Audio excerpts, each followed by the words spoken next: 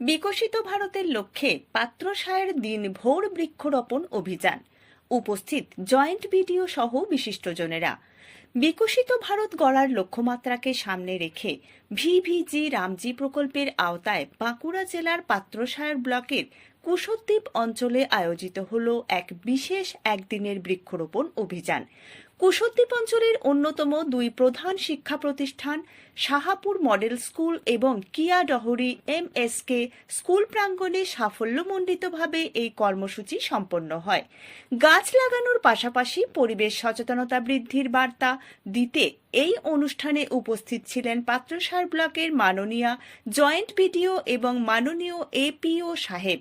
এছাড়াও উপস্থিত ছিলেন কুশদ্বীপ অঞ্চলের বিট অফিসার বিট বাবু, মাননীয় সাংসদের প্রতিনিধি দেবানন্দ সরকার এবং কুশদ্বীপ গ্রাম পঞ্চায়েতের প্রতিনিধি ও সক্রিয় কার্যকর্তাবৃন্দ।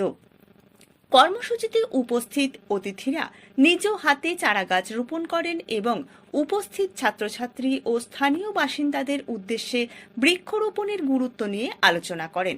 অনুষ্ঠানের মূল দিকগুলি হল প্রকল্প ও সময়সীমা। ভিভিজি রামজি প্রকল্পের আওতায় একদিনের বিশেষ পরিবেশ বান্ধব উদ্যোগ।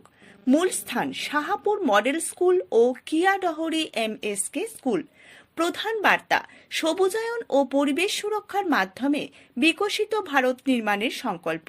অনুষ্ঠানের শেষ লগ্নে চারাগাছগুলির সঠিক পরিচর্যা ও সুরক্ষার অঙ্গীকার গ্রহণ করেন বিদ্যালয় কর্তৃপক্ষ এবং উপস্থিত গ্রাম পঞ্চায়েতের প্রতিনিধিরা।